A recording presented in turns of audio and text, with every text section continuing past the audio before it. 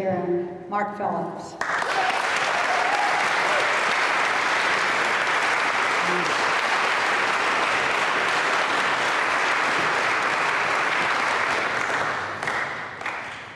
What you're going to hear is almost a story that none of you would like to relate to. I'd like for none of you to believe it because it's so horrible. I'd like everyone in this room to look further and research everything that you hear. The stuff I'm going to tell you about is right in your face, just like Roseanne said. That's the best kept secret. And I practice that in my own home. When I have confidential stuff I don't particularly want anybody getting into, I place it all over the house, right where you can see it. But it's not in a place you'd be looking for it. Science, military science, was 25 years ahead of everything. Can you imagine if you removed everything in your lives right now that has been created in the last 25 years, what you would have left? The information needs to be out.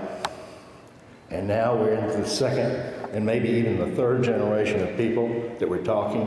When Kathy and I started in 1991, speaking to psychiatrists, psychologists, judges, lawyers,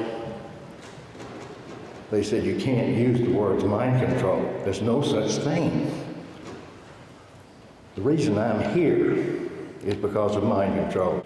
Because when I found out that that woman and that little girl were being maintained under trauma-based mind control, I was absolutely on fire. When we had the technology at that time, she could have been controlled a whole lot better and a whole lot safer. External control of the mind today has advanced so far that if I were to tell you what I know, I don't have it validated, so I can't tell you. There's plenty of stuff out there in your face. Look it up. Look up from the U.S. patents end of it. I told Kathy, I said, honey, you're not going to know where you're going until you know where you've been. I'm going to ask you 2 questions. And I realized the condition of your mind. Her eyes, there was no color. I had no idea what color her eyes were. I said, how old are you? She's 24. I said, what's your full name? And she put her head down. She said, Kathy. Just call me Kathy. Everybody calls me. Well, they call me other name, but Kathy. I said, may I show you your driver's license? She said, well, yeah, I'll go get it. I said, no. I said, you know simple math? I said, you're not 24. You have been 24 in 6 years. I said, that is not your real name. That's part of it. And I pulled out something else. I said, that's your real name. She said, well, I didn't know anybody even. You got to remember, in the 1960s, we had devised methods using technologies. They weren't any good. They all changed and evolved with technology, the way technologies do. But to have external control of a mind from the level of being able to control emotion, logic, 2 sides of the brain, unnoticeably, they didn't use trauma-based.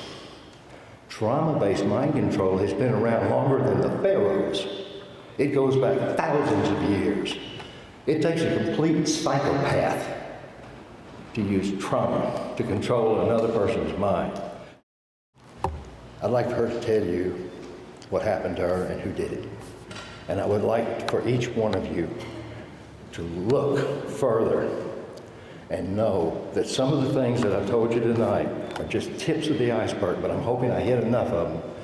And I'm hoping that some of you all in there will take this information and share it with somebody else that you love.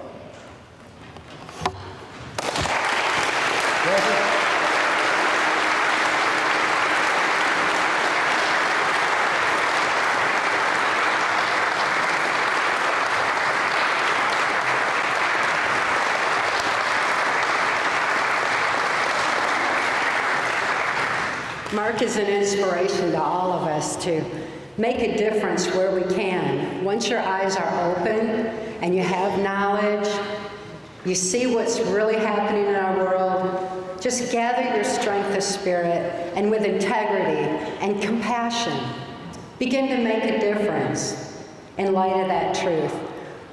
I'm certainly fortunate, we're all fortunate, that Mark found his voice and was able to speak out and bring so much truth to light. What he learned in mind sciences is exactly what freed my mind. Someone like Mark Phillips would take the information on mind control and use it to free a mind.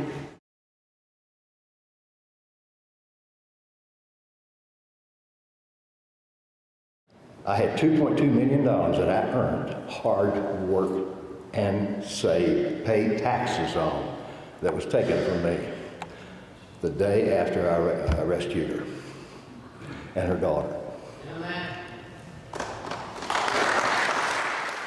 I had an airplane, I had a car, I had every kind of toy you can imagine, and believe me, that's all I had left.